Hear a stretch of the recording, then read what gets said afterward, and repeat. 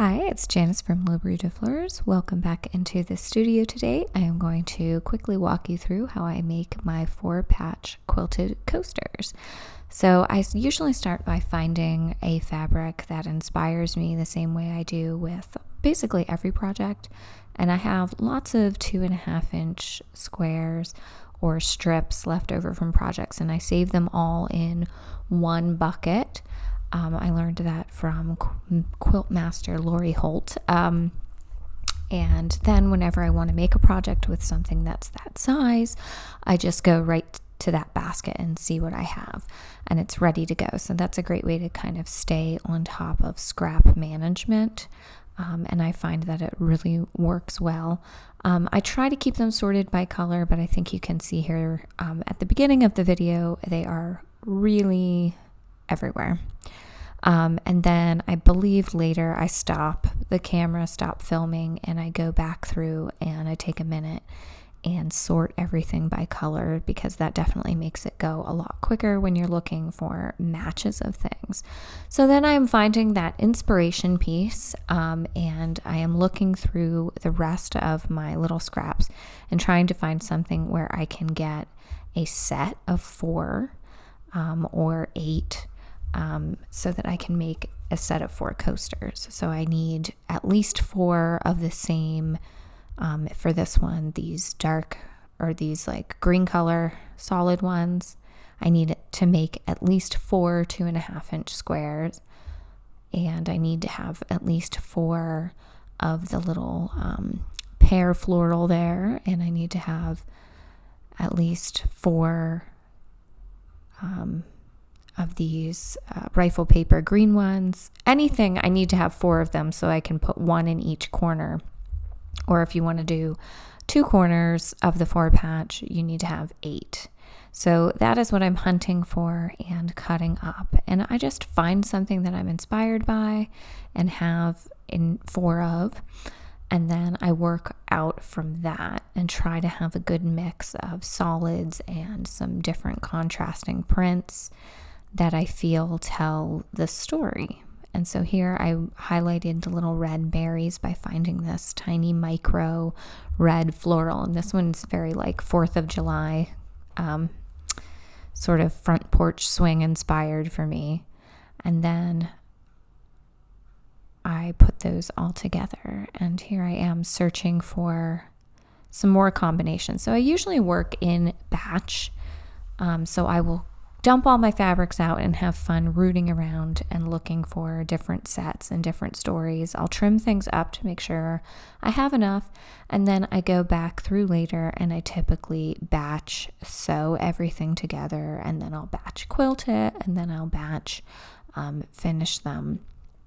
And you'll see that in a little bit. But here I'm using the same rifle paper and a brown rose print and a peach.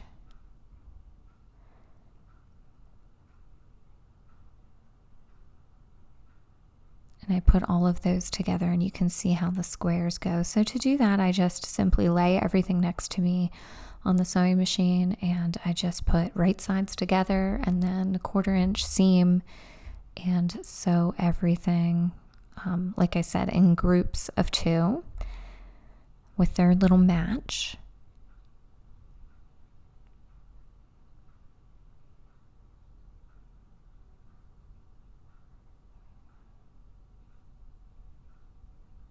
Making 4 patches is very simple. And then I press them open because I like to be able to find and nest those center seams together, and I don't really care to pin on something this small. So being able to like nest the seam or use the little ridge that is naturally made by pressing to the dark side on each thing allows me to catch that and get that really nice center pointed line, but not have to put pins in it. And you can see that there. And then I do, here I am doing the little ones I'm thinking of as like July porch swing at grandma's. And yeah, I just work through a whole bunch of them. For this particular day, I was working on a wholesale order I had for a small gift shop that's nearby me. And she had ordered a dozen coaster sets to put in her shop, and that's what I'm creating on this day. So you can see I'm just nesting those seams together, and then that allows that nice crisp point in the center. And 4 patches are super easy to do. This is like one of the most basic quilt blocks that you can make. And if you're really just getting into quilting, or you just really want like a simple mindless project, these are a perfect way to go. Very straightforward what you're doing. You're just making pairs, and then you're joining the pairs into a square, and that's it. And here are all of the different fabric combinations that I chose. And I have this one here that I believe is like an adventure theme. So we've got little boy playing with a sword, little camping, and arrows. And on this one, not every single one of the pairs go together. And I'm just making sure to choose what things that I have duplicates of. I'm just making sure that they aren't next to one another and that they're in a different grouping of 4. Since I didn't have stuff that repeated well enough, then you have to like intentionally break it apart. I hope that makes sense, so that it, doesn't look like a mistake. And then in the foreground there, I have a little mushroom print and a bright red with then 2 neutral black and white prints that I felt like went well. And just play around with it and have a lot of fun, especially on a small scale like this when you're just making tiny little groupings. I think it's a great way to, like I said, get started with stuff and then just, kind of play and use scraps. So there you can see that they are all mixed up a little bit, and there is all of the different assortments I created on this day. Some are yellow, some are orange, some are blue, some are brown, some are kind of Christmassy inspired. I just had a great time digging through my bin and having fun with it. Then to quilt them, I just kind of press them. I use my iron and press them into strips of quilt batting that I have that are probably trimmed off of other quilts. And then I just sew straight down the center. I line them all up so that the center seam of each will be aligned. So I can just sew straight down that. And then I do several different rows at a time so I can kind of batch sew them. And then I'll go the opposite way and go through the center the other way. It's very simple. I'm just sewing straight along the seams. You could do something fancy if you wanted to, but for this, I don't feel like it's necessary. They're just coasters. I don't think they need to be super intricate, but of course, that's always up to you. And I find that when I'm doing really small pieces like this, that I don't really even need to pin this. Just sort of using the iron and pressing them directly onto the batting kind of creates a little bit of like they stick there. Maybe I'm not really sure what to call that, but they do seem to kind of stick well enough on, and you're not going through too many layers here. It's just the top and the batting, and it's not too long, so nothing's really shifting. I'm able to hold in place the square while I'm quilting it, so it's not shifting around like it would if you had a bigger quilt. Then you would definitely need to pin or do some other basting, but with these I find they stay in place just fine.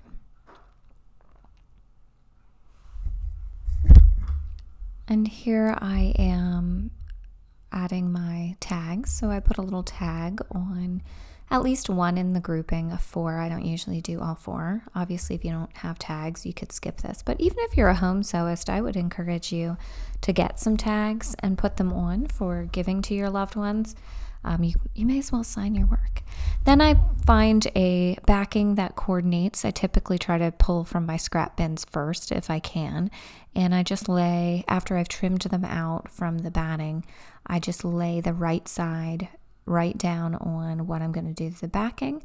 And I sew around the 4 sides, just pivoting my needle when I get to the corner. And then you just need to leave about 1.5 inches to 2 inch opening so that you can reach inside and turn everything out. But I'm using, I believe, a 1/4 inch seam here as well, and just sewing around the square until I get back and I can leave a little bit of opening. And I do back stitch at the beginning and the ending, so that when I'm turning them and pulling all that fabric through, you're not ripping your sewn seam out. So I do think that that is important.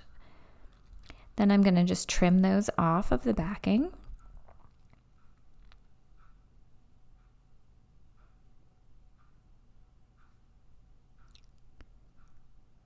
It leaves very little waste, so you can see by working that way, I'm really not having to trim a whole bunch of times. I'm not having a bunch of excess that I'm trimming off. And I still have a very large piece on the other side that I could use for a whole bunch of other projects. And then I just trim off the little corners, so there's not as much bulk when you're turning the corners. That's a pretty standard thing to do, is trim your corners. You just want to make sure that you're not nipping away your stitches. And then you just push everything through the little hole that you created and pull it out the side. The front and the batting are stuck together, and then the backing, of course, is separate. And I use a little chopstick, turning stick, whatever you have, that allows you to push those corners out nice and pointy. And I fold over the seam there and try to line it up the best that I can. And then I typically go press the top as well, because I like it to be nice and flat. And then I put on a top stitch, which closes that hole, and it finishes the whole thing, and it connects the backing to the front, and it makes it look really nice and crisp. And give it a trim up any loose threads. And then you get some really cute coasters that are reusable, washable, 100% handmade. And there is the whole stack of everything that I made. And I think they're just an excellent, fun beginner project. They make great gifts. Great way to use up your scraps. You can have so much fun making endless combinations. I hope you found today's video inspirational. If you did, please like and subscribe and follow along. I also have a blog, leroudefleurs.com/blog, where you can read more about the things that I make. Thanks for joining me. Have a great day.